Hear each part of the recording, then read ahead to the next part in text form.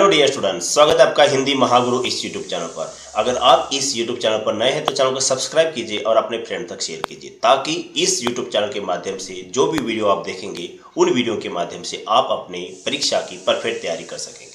तो बिना देरी के स्टार्ट करते हैं। आज के इस वीडियो में हम देखेंगे कर्नाटका पीयूसी सेकेंड ईयर के रैदास बानी इस जो है मध्ययुगीन कविता। रैदास वाणी इस कविता को जानने के पहले हम देखेंगे रैदास जी का संक्षिप्त में जीवन परिचय। रैदास का ही असली नाम है रविदास। रविदास को रैदास कहा जाता है। जैसे निर्गुण भक्ति धारा में कबीरदास का नाम लिया जाता है, वैसे ही यहाँ पर कबीरदास के बाद रैदास जी का नाम लिया जाता है। कबीरदास की हम बात करेंगे तो भगवान के रंग रूप आकार को वो नहीं मानते थे। उनकी जो है राम के ऊपर श्रद्धा थी। उनका मानना था कि भगवान मूर्ति में नहीं है बल्कि चराचर में भगवान है। ठीक उसी प्रकार की सोच रखने वाले रैदास है। रैदास जी का यही मानना है कि भगवान कण कण में बसे हुए हैं, भगवान हर सृष्टि के चराचर में बसे हुए हैं, भगवान किसी मूर्ति में जो है देखने को नहीं मिलते हैं। तो इस प्रकार की सोच रखने वाले रैदास थे। कबीरदास की उम्र अगर हम देखेंगे 120 साल उनकी उम्र थी, तो यहाँ पर रैदास जी की उम्र जो है यहाँ पर 130, उनसे भी जो है 10 साल ज़्यादा इनकी उम्र है। तो आप सोच सकते हैं कि पहले के लोग जो है ज़्यादा कितना जीवित रहते थे। तो निर्गुण संतों में रैदास जी का भी नाम बड़े आदर के साथ लिया जाता है। रैदास जी की यहाँ पर अगर बात करेंगे समाज के व्यापक हित, समाज के हित के बारे में उन्होंने सोचा है। रैदास जी अपनी भक्ति भावना को यहाँ पर बताने का काम करें कि उनके और उनके प्रभु के बीच का अंतर किस प्रकार से है। साथ ही साथ मानव प्रेम का भी उन्होंने जो है क्या किया है, वर्णन अपने पदों में किया है। तो देखेंगे यहाँ पर रैदास जी कौन सी बात है। रैदास की अगर जो है भक्ति की बात करेंगे तो दास्य भाव उनके पदों में देखने को मिलता है। मतलब वो एक प्रकार से अपने प्रभु के दास या फिर अपने प्रभु के जो है सेवक अपने आप को यहाँ पर बताने का काम कर रहे हैं। तो अनेक उदाहरणों के माध्यम से उन्होंने अपने और अपने प्रभु के बीच का अंतर यहाँ पर दर्शाने का काम किया है। जैसे कि चंदन का और पानी का उदाहरण दिया है, दीपक, मोती, स्वामी, ये सभी जो है उदाहरण देकर वे अपने और अपने प्रभु के बीच के अंतर को यहाँ पर दर्शाने का काम करें। देखेंगे यहाँ पर पहला पद है, पहले पद में हम यहाँ पर चर्चा करेंगे। अब कैसे छूटे राम नाम रट लागी, अब कैसे छूटे राम नाम रट लागी, प्रभु जी तुम चंदन हम पानी, चाकी अंग अंग बास समानी। देखो यहाँ पर क्या बताना चाहते हैं। यहाँ पर रैदास जी को राम नाम की रट लगी हुई है। रट लगना मतलब एक प्रकार से उनके मुंह से सतत जो है राम का नाम निकल रहा है, और इस बात को लेकर वो एक प्रकार से बोल रहे हैं कि मुझे इस नाम को जो है छुड़ाना है। मतलब मुझे जो है क्या करना है, इस राम नाम को जो है मेरे मुंह से आने का बंद करना है। लेकिन मैं कितनी भी कोशिश करता हूँ कि मेरे मुंह से राम का नाम आना बंद हो जाए, लेकिन यह राम का नाम मेरे मुंह से आना बंद नहीं होता है। मतलब मुझे एक आदत लग गई है, जब तक मैं अपने मुंह से जो है राम का नाम ले लूँ तब तक जो है मुझे एक प्रकार से शांति नहीं मिलती है। तो इन्होंने यहाँ पर उदाहरण देकर बोला है, वे अपने प्रभु को क्या बोल रहे हैं, यहाँ पर चंदन बता रहे हैं तो अपने आप को पानी। प्रभु जी आप चंदन है तो मैं पानी हूँ, जाकी अंग अंग बास समानी। जैसे यहाँ पर चंदन और पानी का उदाहरण देकर यहाँ पर रैदास क्या समझाना चाहते हैं। चंदन और पानी का उदाहरण देकर हम रैदास यहाँ पर समझाना चाहते हैं, जैसे पानी जिसकी सुगंध नहीं होती है, उस बिना सुगंध वाले पानी में थोड़ा सा अगर हम चंदन बना जो है मिला दें तो क्या हो जाता है, उस जो है पानी से चंदन की खुशबू निकलती है। ठीक उसी प्रकार से अगर कोई मनुष्य राम को अगर चाहता है या राम की भक्ति करता है तो उसके रोम रोम से, अंग अंग से क्या हो जाता है, राम नाम की खुशबू निकलती है। मतलब उसके शरीर से जैसे वो रैदास के मुंह से राम का नाम निकल रहा है, ठीक उसी प्रकार से उस इंसान के जो है मुंह से राम का नाम निकलेगा। मतलब वो इंसान राममय हो जाएगा, वो राम का भक्त हो जाएगा, वो राम के बिना अन्य कोई भी बात नहीं सोचेगा। तो उन्होंने बोला है कि प्रभु आप चंदन है तो मैं पानी हूँ, प्रभु जी आप चंदन है तो मैं पानी हूँ। जैसे पानी को सुगंधित करने का काम चंदन करता है, ठीक उसी प्रकार से राम अब जो है अपने भक्त रैदास को सुगंधित मतलब एक प्रकार से भक्तिमय करने का काम जो है यहाँ पर करते हैं। तो जाकी अंग अंग बास समानी, किसकी, राम की जो है क्या हो जाती है बाद में अंग अंग बास समानी, मतलब अंग अंग से खुशबू निकलती है। जब आप राम का नाम लेना शुरू कर देंगे तो आपके रोम रोम से राम का नाम निकलेगा। ये वाली बात जो है पहली 3 लाइनों में या फिर 2 लाइनों में यहाँ पर रैदास जी बताते हैं। उन्होंने आगे बताया यहाँ पर, प्रभु जी तुम घन बन हम मोरा, जैसे चितवत चंद चकोरा। देखो यहाँ पर उन्होंने अपने प्रभु को घन बोला है, घन मतलब बादल, तो अपने आप को वो मोर समझते हैं। तो जैसे आसमान में जैसे ही बादल उमड़ते हैं, मोर उन बादलों को देखकर खुश होता है कि बारिश होगी, इस कारण से वो एक प्रकार से प्रसन्न होकर नाचने का काम करता है। वैसे ही यहाँ पर रैदास अपने प्रभु के दर्शन पाकर खुश होता है। वे बता रहे यहाँ पर जैसे बादल मोर बादलों को देखकर जैसे मोर नाचता है, ठीक उसी प्रकार से प्रभु मैं आपके दर्शन पाकर आपका नाम स्मरण करते हुए मैं खुश होता हूँ और आपकी भक्ति में लीन होकर मैं नाचने का काम करता हूँ।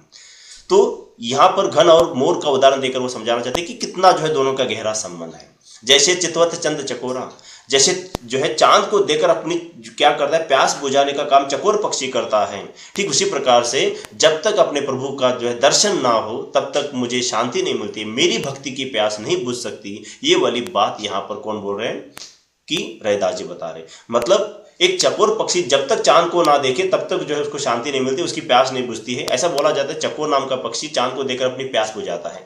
ठीक उसी प्रकार से अपने जो है प्रभु के दर्शन जब तक ना मैं करूं तब तक मुझे जो है शांति नहीं मिलती है। ये वाली बात यहाँ पर रैदास बता रहे। तो बोल रहे यहाँ पर बादल को देखकर जैसे मोर नाचता है वैसे जो है जब तक मैं आपके दर्शन ना करूं तब तक मुझे खुशी नहीं होती है।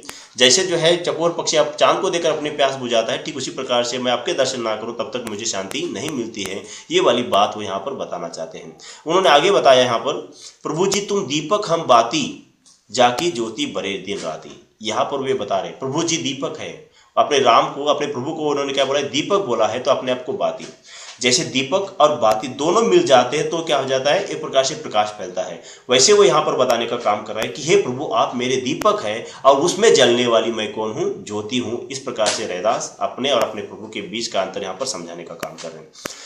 दीपक और बाती दोनों मिलते हैं और उसके बाद दिन रात ज्योति, जैसे उस दीपक की ज्योति दिन रात जलती है, ठीक उसी प्रकार से भक्त और भगवान जब मिल जाते हैं तो भक्ति रूपी दीपक या फिर ज्योति जो है सतत जो है जली हुई आपको देखने को मिल सकती है। ये वाली बात वो बता रहे हैं। मतलब दीपक के बिना बाती अधूरी है और बाती के बिना दीपक अधूरा है। दोनों का अस्तित्व तभी होगा। प्रकाश अगर जो है फैलना है, प्रकाश अगर जो है निकलना है तो उसके लिए दीपक और बाती का होना जरूरी है। ठीक उसी प्रकार से अगर भक्ति की भावना अगर लोगों में संचारित होनी है तो उसके लिए भक्त और भगवान दोनों का होना जरूरी है। बिना भक्त के भगवान का अस्तित्व नहीं है और बिना जो है भगवान के भक्त का अस्तित्व नहीं है। ये वाली बात यहाँ पर वो समझाने का काम कर रहे हैं। इसके बाद अगर हम बात करेंगे तो उन्होंने आगे बोला है, प्रभु जी तुम मोती हम धागा, प्रभु जी तुम मोती हम धागा, जैसे सोना ही मिलत सुहागा। देखो यहाँ पर वे अपने प्रभु को मोती बता रहे हैं तो अपने आप को धागा समझा रहे हैं। मोती जैसे चमकदार, जिसकी जो है एक प्रकार से जिसको धागे में पिरोकर जो है गले में मोती की माला जो है पहनी जाती है, उसी प्रकार से वो बता रहे कि प्रभु आप मोती है, प्रभु आप मेरे लिए कौन है, मोती है, तो मैं आप जो है आपके लिए धागा हूँ। मोती और धागा मिलने के बाद ही क्या हो जाती है, मोती की माला बनती है और मोती की माला गले में पहनते हैं। मोती महंगे हैं, लेकिन अगर वो महंगे सोचकर हम जेब में रखेंगे तो उस मोती की कोई जो है वैल्यू नहीं है, उसकी कोई कीमत नहीं, उसको कोई देखने वाला है क्या, नहीं है। मोती जब धागे में पिरोया जाएगा और उसके गले में उसको जब पहना जाएगा तब वो सभी लोगों को देखेंगे और उसकी कीमत बढ़ेगी। ये वाली बात बताएं। तो यहाँ पर वो बता रहे हैं कि धागे को कुछ कीमत है। मोती से अगर धागे को अलग करेंगे तो उस धागे को और रास्ते पर फेंक देंगे तो उस धागे को कोई भी नहीं उठाएगा। जब तक वो धागा उस मोती में पिरोया गया है, डाला गया है, तब तक उसको कीमत है। माला, मोती की माला पहनने वाला सिर्फ मोती गले में नहीं बदलता है बल्कि जो है धागे के साथ उसको पहनता है। मतलब यहाँ पर क्या समझाने का काम कर रहे हैं, मोती के संपर्क में रहने से धागे की कीमत बढ़ती है। मोती के संपर्क में रहने से धागे की जैसे कीमत बढ़ती है और बिना धागे की मोती की माला नहीं बन सकती। इसका मतलब क्या है कि भक्त जब भगवान के संपर्क में रहेगा तब भक्त की कीमत बढ़ेगी और जब तक जो है भक्त भगवान को याद करे तब तक जो है भगवान का भी अस्तित्व रहेगा। वरना भक्त ही नहीं रहेंगे भगवान को याद करने वाले तो भगवान का भी अस्तित्व कैसे रह सकता है। तो यहाँ पर वो समझाना चाहते हैं कि प्रभु जी आप मोती है तो मैं धागा हूँ। तो धागा जैसे जो है मोती से संपर्क में आने के बाद धागा भी जैसे जो है कीमती बन जाता है, उसी प्रकार से भक्त जब भगवान की भक्ति करने लगता है तब उसका जीवन धन्य होता है। उसके जीवन को जो है एक प्रकार से कीमत आती है मतलब उसका जीवन एक प्रकार से जो है महत्वपूर्ण हो जाता है। जैसे सोना ही मिलत सुहागा। देखो सुहागा और सोना मतलब गोल्ड हो गया, सुहागा एक द्रव्य पदार्थ है। सोनार जो है ये सुनार सोने का आभूषण बनाने के पहले क्या करता है, उस सोने को जब जो पिघलाने का काम करता है, पिघलाने के बाद उसको आभूषण बनाता है। आभूषण जैसे वो भट्टी से निकाला जाता है और आभूषण बनाया जाता है तब उस सोने के ऊपर जो है दाग लगे रहते हैं। उन दागों को धोकर उसको अधिक चमकाने के लिए उस सोने को सुनार क्या करता है, सुहागे में डुबाता है, सुहागे में डुबोता है, उसके बाद घिसता है। जितना वो सुहागे में लिक्विड में डुबो कर वो जो है घिसेगा, उतना ही सोना चमकदार बनता है। मतलब यहाँ पर क्या है कि सोना गोल्ड जो है, ये गोल्ड जब सुहागे के संपर्क में आता है, गोल्ड जो है ये गोल्ड सुहागे के संपर्क में आता है, सुहागे में डाला जाता है और घिसा जाता है, तब जैसे चमकता है, ठीक उसी प्रकार से भक्त जब भगवान की भक्ति करने लगता है तब वो चमकता है। मतलब यहाँ पर सुहागा कौन है, यहाँ पर सुहागा भगवान है और सोना यहाँ पर कौन है, रैदास है। तो रैदास रूपी सोना जब भगवान रूपी सुहागे में जब डूबता है तब वो ज़्यादा चमकने लगता है। मतलब एक भक्त या फिर रैदास बताया, फिर एक भक्त जब भगवान की भक्ति करना शुरू कर देता है तब वो चमकता है, उसका जीवन धन्य हो जाता है। तो इस प्रकार से यहाँ पर सोने का और सुहागे का उदाहरण देकर रैदास जी यहाँ पर समझाना चाहते हैं कि उसके और उसके प्रभु के बीच का अंतर कितना है। आगे उन्होंने यहाँ पर बताया है, प्रभु जी तुम स्वामी हम दासा, हे प्रभु आप मेरे स्वामी है तो मैं आपका दास हूँ, हे प्रभु आप मेरे स्वामी है तो मैं आपका दास हूँ, ऐसी भक्ति करे रैदासा। इस प्रकार की भक्ति जो है रैदास कर रहे हैं। तो रैदास ने यहाँ पर चंदन और पानी का उदाहरण देते हुए, साथ ही साथ जो है यहाँ पर बादल और मोर का उदाहरण देते हुए, चांद और चकोर का उदाहरण देते हुए अपने और अपने प्रभु के बीच का अंतर यहाँ पर दर्शाने का काम किया है। तो यहाँ पर अगर आपको सवाल बनता है, यहाँ पर सवाल आपको कैसे बनेगा, यहाँ पर आपको सवाल बनेगा रैदास ने अपने प्रभु को किन किन नामों से संबोधित किया है। तो रैदास ने अपने प्रभु को किन किन नामों से संबोधित किया है, चंदन बोला है, उसके बाद बादल बोला है, उसके बाद अगर देखेंगे तो जो चांद बोला है, दीपक बोला है, उसके बाद मोती बोला है, साथ ही साथ सुहागा बोला है, स्वामी बोला है। ये नाम जो है अपने प्रभु के लिए बोल रहे हैं। अपने और अपने प्रभु के बीच का अंतर दर्शाने के लिए रैदास ने कौन कौन से उदाहरण दिए हैं। तो यहाँ पर क्या करना है आपको, एक साइड में जो है रैदास लिखना है, दूसरे साइड में क्या करना है, भगवान लिखना है। रैदास वाले कॉलम में जो है रैदास अपने आप को क्या बोला है वो सभी बातें लिखनी है, और भगवान वाले कॉलम में जो है भगवान के लिए जो है कौन कौन से नाम संबोधित किए हैं वे यहाँ पर आपको लिखने हैं। तो जैसे यहाँ पर जो है अगर आप देखेंगे चंदन और पानी, उसके बाद घन और मोर, उसके बाद चांद और चकोर, दीपक और बाती, उसके बाद मोती और धागा, सोना और सुहागा, ये सभी बातें आपको दोनों जो है जिनको बोला है उनके हिसाब से जो है क्या करना है, रैदास के नीचे रैदास के नाम और भगवान के नीचे भगवान के नाम। बस यहाँ पर आपको क्या करना है, सोना और सुहागा इसको लेकर थोड़ा आप कंफ्यूज नहीं होना है। सुहागा एक लिक्विड पदार्थ है जिसमें सोना डुबाया जाता है। तो सुहागा, अब वो सोना यहाँ पर जो है गोल्ड है, इसका कारण जो आप भगवान को बोलेंगे नहीं, यहाँ पर जो है सोना किसको कहा है कि रैदास ने अपने आप को कहा है, सुहागा क्या कर किया है उन्होंने भगवान को बोला है। तो ये सभी बातें यहाँ पर आपको देखने को मिल सकती है। तो इस प्रकार से इन सभी उदाहरणों के माध्यम से वे अपने प्रभु के और प्रभु उनके साथ जो है कितना जो है गहरे से जुड़े हुए हैं, ये वाली बात वो यहाँ पर समझाना चाहते हैं। आगे वाले पद में अगर हम देखेंगे, आगे वाले पद में यहाँ पर रैदास जी बताना चाहते हैं, रैदास श्रम करी खाई ही जो लो पार बसाए, नेक कमाई जऊ करी कभू न निपल जाए। देखो यहाँ पर बता रहे हैं, रैदास बता रहे हैं यहाँ पर, जो श्रम करके खाता है वो जो है जिंदगी में पार हो जाता है। मतलब जो है जो लो पार बसा है वो जिंदगी में सफल हो जाता है।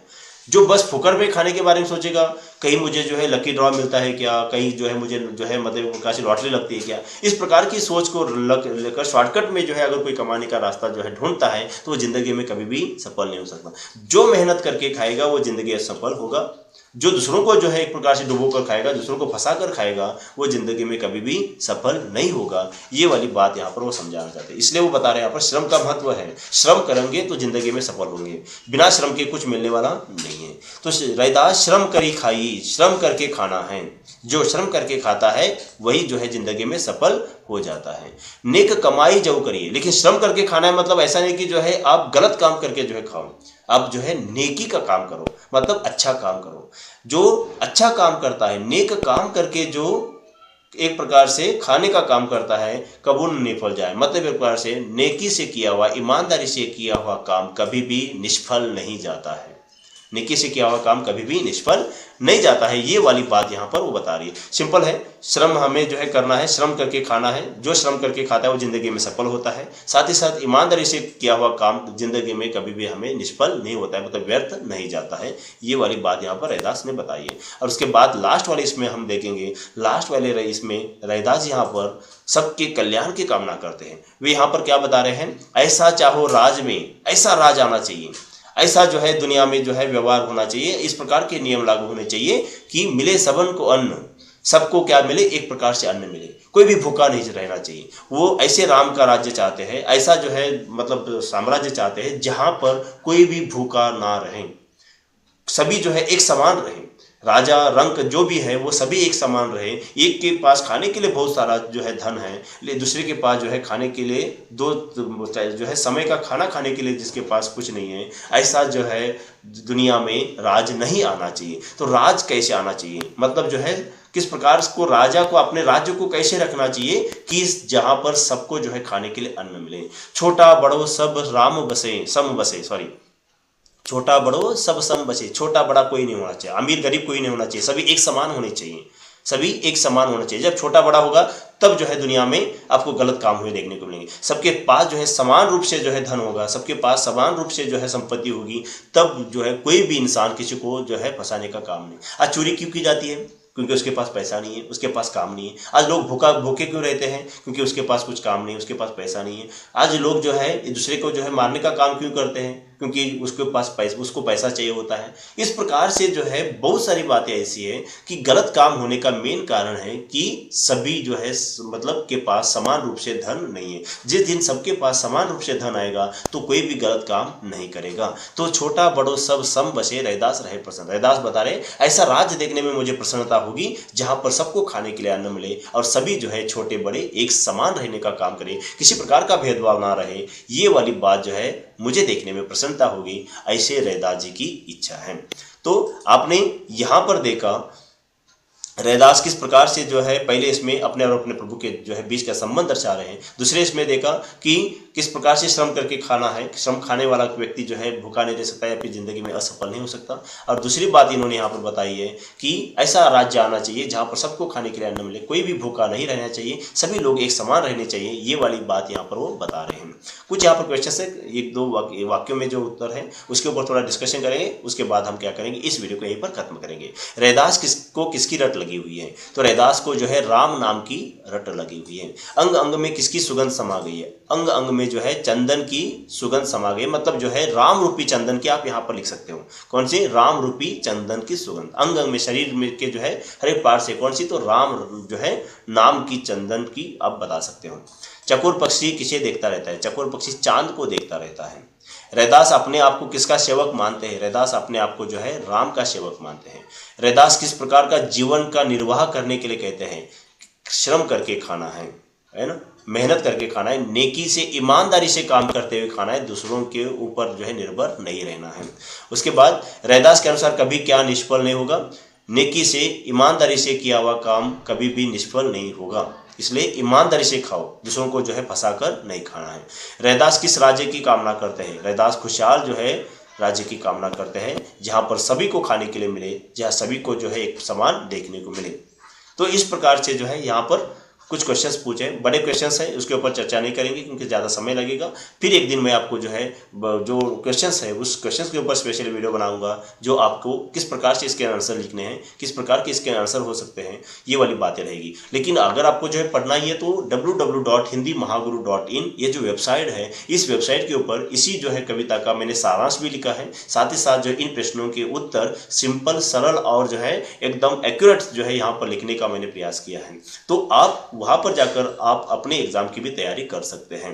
तो इसके लिंक मैंने डिस्क्रिप्शन में दी है, उसको देखकर आप अपने एग्जाम की परफेक्ट तैयारी कर सकते हैं। मिलते हैं नेक्स्ट वीडियो में, तब तक के लिए धन्यवाद।